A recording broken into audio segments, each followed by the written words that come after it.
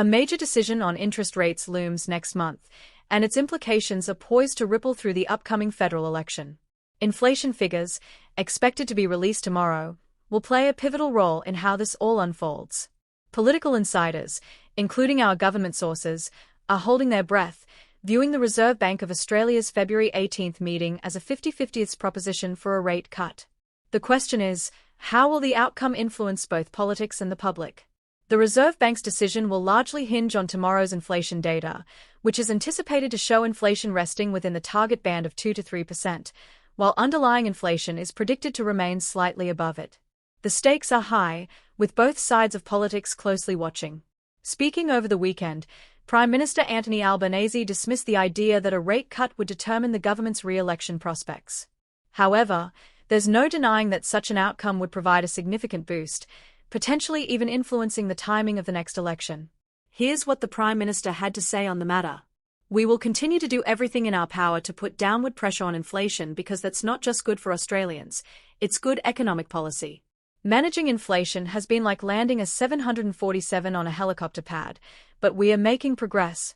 Political analysts suggest that while February may be too soon for a rate cut, April is looking more likely, particularly as it aligns with the budget's release. However, the government is reportedly keen to avoid waiting that long, and this has opened the door to speculation about whether the budget might be delayed or revised. Opposition leader Peter Dutton, however, remains skeptical of the government's approach. He claims Labor has exacerbated the inflation problem and criticized their economic management. Dutton remarked, "If the government's got its foot on the accelerator while the Reserve Bank is tapping the brakes, it only leads to tragedy."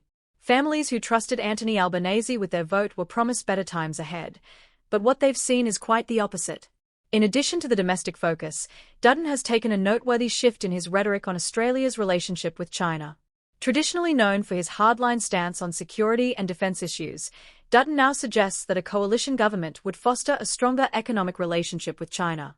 Speaking to an audience in Western Australia, he emphasised mutual respect and economic partnership, pointing to the coalition's role in signing the free trade agreement with China during their time in government. This softer approach appears aimed at winning over Chinese Australian voters in key marginal seats, including Tangney in WA and Bennelong in NSW. In his own words, "The relationship with China will be much stronger under a coalition government. We've proven we can maintain mutual respect while protecting Australia's interests." This represents a clear attempt to balance a firm security stance with an appeal to the economic benefits of stronger ties with China, an area where Labor has also faced criticism. Meanwhile, Prime Minister Albanese has been noticeably absent from major public sporting events this summer, including the Sydney Test and the Australian Open final.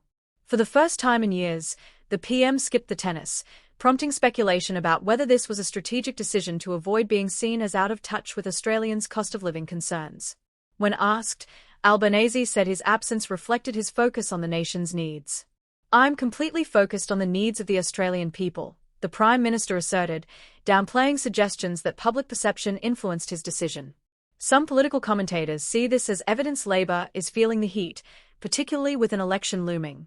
Questions around election timing continue to swirl, with speculation that the government may aim for April, immediately after the WA election. Alternatively, they may wait until May, though this would require delivering the full federal budget, a move that could complicate their campaign strategy. When asked directly, Albanese left the door open. "The budget is scheduled for March 25th, and we are working through the proposals as part of that process," he said, giving no firm commitment on whether the budget would be delivered before the election. Insiders suggest that while Albanese may have favoured an earlier election, the party's hardheads advised against it due to polling concerns. Both leaders remain publicly confident of victory, though the numbers suggest a hung parliament is a real possibility. As the year unfolds, much will depend on how key economic indicators, like interest rates and inflation, play into the political narrative. Whether a rate cut happens in February, April, or later, the next few months will be critical in shaping the political landscape leading up to the election. Thanks for tuning in. Don't forget to like, share, and subscribe for more updates on stories that matter. Until next time.